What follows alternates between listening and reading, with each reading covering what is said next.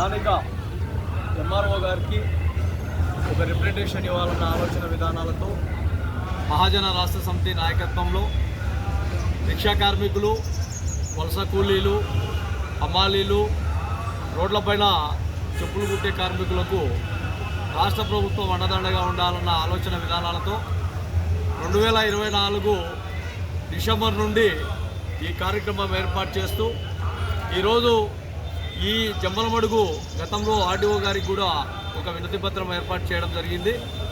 Rickshaw కార్మికులు, హమాలీలు, వలస కూలీలు, రోడ్లపైన చెప్పులు కుట్టే కార్మికులకు దాదాపు అంటే కొన్ని ఏళ్ల నుండి పెన్షన్ విధానాలు ఎక్కడ కూడా అమలు కావడం లేదు. ఈ భారతదేశంలో దాదాపు 29 రాష్ట్రాలు ఉంటే 29 రాష్ట్రాలలో రిక్షా కార్మికులు, హమాలీలు, వలస కూలీలు, చెప్పులు కుట్టే కార్మికులు కొన్ని ఏరియాలలో బూట్ పాలిసు కార్మికులుగా పనిచేస్తారు. వీళ్ళందరికీ కేంద్ర రాష్ట్ర ప్రభుత్వాలు అండదండగా ఉండి అదేవిధంగా చెప్పులు కుట్టే కార్మికులకు రోడ్లపైన నిట్క్యాప్ సంస్థ ద్వారా రూములు ఏర్పాటు చేసే విధంగా వాళ్లకు డ్రైనేజీ కాలువలు, చెట్ల కింద, లైట్ స్తంభాల కింద, మోరీల దగ్గర, ట్రాన్స్ఫార్మర్ల దగ్గర పనిచేయకుండా రూములు ఏర్పాటు చేయాలనేది ఒక డిమాండు. అదేవిధంగా వలస కూలీలు చాలా ఏరియాల నుండి ఒక సిటీ నగరాలకు ఏర్పడి వాళ్ళకు అడ్డాల కూలీలుగా ఏర్పాటు చేసుకొని వాళ్ళ జీవనం ఆ రోజుగా వాళ్ళు జీవిస్తారు.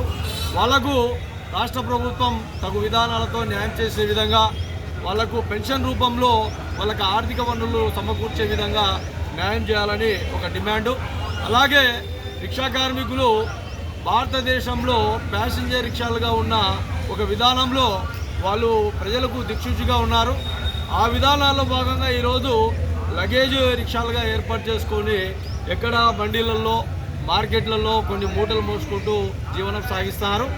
అదేవిధంగా హమాలీలు రవాణా సౌకర్యార్థం భారతదేశంలో హమాలీలు ఇప్పటికి కూడా ఈ రవాణా సౌకర్యం కలుగుతుంది. వేరే రాష్ట్రాలకు, వేరే జిల్లాలకు ఈ మూటలు కానీ ఇంకా వేరే వెళ్ళిపోతున్నాయంటే ఖచ్చితంగా హమాలీలు అనేది వాళ్ళు కూడా ముఖ్యమైన కారకులు. కాబట్టి వీళ్ళందరికీ కూడా రాష్ట్ర ప్రభుత్వం వాళ్లకు తక్షణ విధానాలతో ఆర్థిక సహకారంగా పెన్షన్ రూపంలో దాదాపు రాష్ట్ర ప్రభుత్వం ఏర్పడిపోయి దాదాపు 2 years అవుతుంది. 2 yearsలో ఎక్కడ కూడా ఏ సామాజిక వర్గాలకు కూడా పెన్షన్ అనేది ఇంతవరకు రాలేదు. ఖచ్చితంగా పెన్షన్ ఏర్పాటు చేసే విధంగా రాష్ట్ర ప్రభుత్వం చొరవ తీసుకోవాలి. కొన్ని నిర్ణయాలతో రాష్ట్ర ప్రభుత్వంలో బడ్జెట్ లేదు అన్న వాస్తవ రేఖలో ఇంకొక అవాస్తవ రేఖలో రాష్ట్ర ప్రభుత్వం సృష్టించింది. కాబట్టి అలాంటి కాకుండా ఈ కార్మికులందరికీ న్యాయం చేసే విధంగా రాష్ట్ర ప్రభుత్వం చొరవ తీసుకోవాలి.